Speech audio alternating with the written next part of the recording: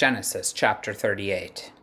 It happened at that time that Yahudah went down from his brothers and turned aside to a certain Adullamite, whose name was Hirah. There Yahudah saw the daughter of a certain Canaanite, whose name was Shuwa. He took her and went into her, and she conceived and bore a son, and he called his name She conceived again and bore a son, and she called his name Onan.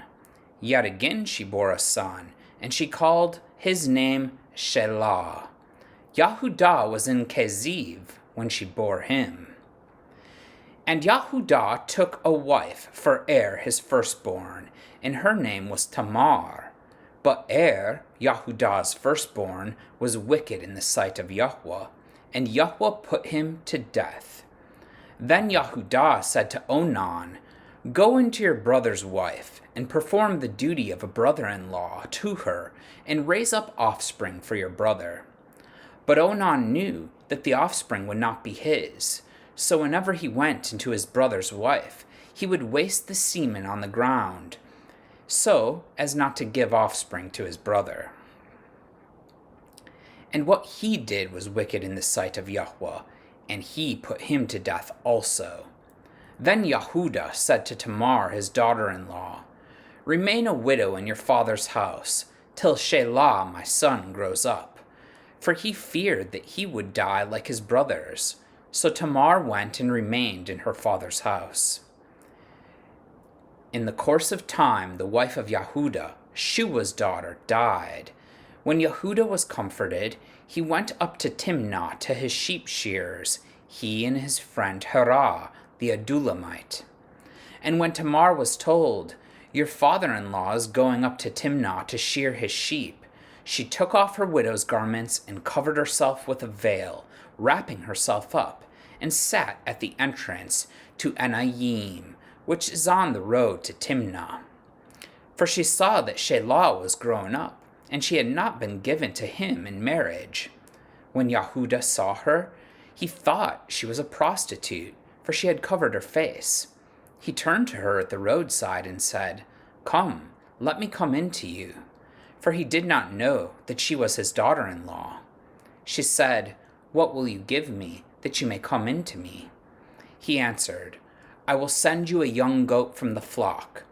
And she said, "If you give me a pledge until you send it." He said, "What pledge shall I give you?" She replied, "Your signet and your cord and your staff that is in your hand." So he gave them to her and went into her, and she conceived by him. Then she arose and went away, and taking off her veil, she put on the garments of her widowhood. When Yahudah sent the young goat by his friend the Adullamite to take back the pledge from the woman's hand, he did not find her.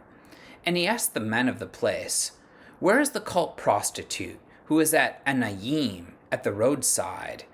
And they said, "No cult prostitute has been here." So he returned to Yahudah and said, "I have not found her." Also the men of the place said, "No cult prostitute has been here." And Yahudah replied, "Let her keep the things as her own, or we shall be laughed at. You see, I sent this young goat, and you did not find her." About 3 months later, Yahudah was told, "Tamar, your daughter-in-law, has been immoral. Moreover, she is pregnant by immorality." And Yahudah said, "Bring her out, and let her be burned." As she was being brought out, she sent word to her father-in-law, "By the man to whom these belong I am pregnant." And she said, "Please identify whose these are, the signet and the cord and the staff." Then Yahudah identified them and said, "She is more righteous than I, since I did not give her to my son Shelah." And he did not know her again. When the time of her labor came, there were twins in her womb. And when she was in labor, one put out a hand, and the midwife took and tied a scarlet thread on his hand, saying, "This one came out first." But as he drew back his hand, behold, his brother came out. And she said, "What a breach you have made for yourself." Therefore his name was called Peretz. Afterward, his brother came out with the scarlet thread on his hand, and his name was called Zerah. Amen.